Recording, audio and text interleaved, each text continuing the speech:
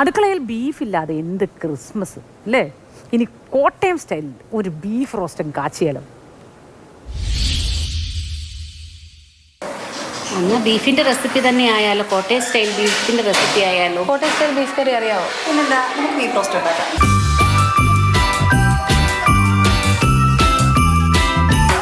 ഇത് 1 കിലോയോളമുള്ള ബീഫാണ്.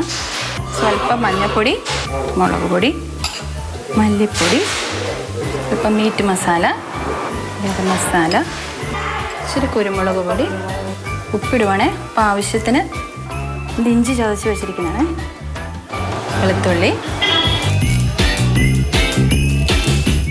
ഇച്ചിരി ഉള്ളി ഇടുവാണ്. ഉള്ളി ഇടുന്നതനുസരിച്ച് ടേസ്റ്റ് വ്യത്യാസമാണ്.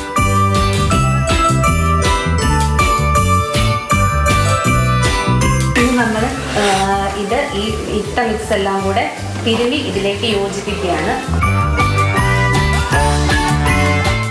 ഇനി നമുക്ക് ഇത് വേവിക്കാനായിട്ട് അടുപ്പ് കത്തിച്ച് സ്റ്റൗ കത്തിച്ച് വെക്കാവുന്നതാണ്. ഇനി നമുക്ക് വെള്ളം വേണ്ട ആവശ്യാനുസരണം നമുക്ക് വെള്ളം ചേർക്കാവുന്നതാണ്. ഒരു അല്പം തളിച്ചു കൊടുത്താൽ മതി. തളിച്ചു കൊടുത്താൽ മതി.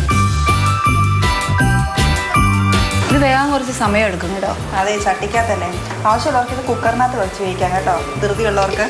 ക്രിസ്മസിൻ്റെ പഴയകാല ഓർമ്മകൾ തന്നെ ഉള്ളത്. ഇപ്പോൾ ബീഫ് സ്റ്റൂ അങ്ങനെയൊക്കെ ആയിട്ട് അങ്ങ് നോയമ്പ് വീടുക, അത്ര തന്നെ. പള്ളി പോയിട്ട് വരിക, അമ്മത്തിലൂടെ കൂടുക, പരിപാടികളൊക്കെ ചെയ്ത് നോയമ്പങ്ങ് വീടുക. അപ്പോൾ സ്റ്റൂ ആണ് പ്രധാനം. ഇതെന്തോന്ന് നോക്കി നന്നായി.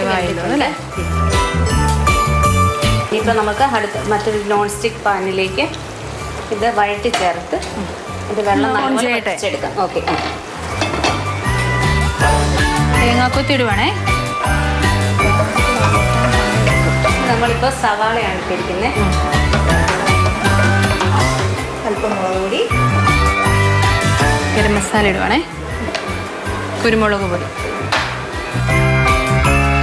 പച്ചമണം മാറുന്നത് വരെ നന്നായിട്ട് ഇളക്കി. അപ്പോൾ കളറ് മാറിയെന്ന് തോന്നല്ലേ? ഇനി നമുക്ക് വേവിച്ച് വെച്ചിരിക്കുന്ന ബീഫ് ഇടാം.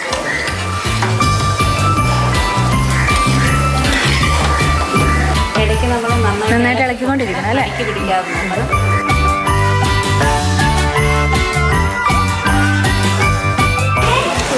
ടേസ്റ്റ് ചെയ്ത് ശരിക്കും ടേസ്റ്റ് ചെയ്തോ? നോക്കിയടാ.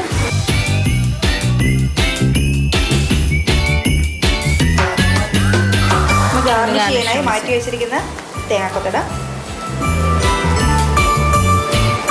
അങ്ങനെ നമ്മുടെ അടിപൊളി ബീഫ് റോസ്റ്റ് റെഡി ആയിട്ടുണ്ട്.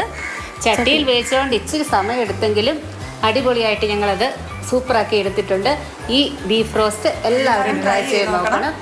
അപ്പം ഞങ്ങളുടെ എല്ലാവരുടെയും ഹാപ്പി ക്രിസ്മസ്.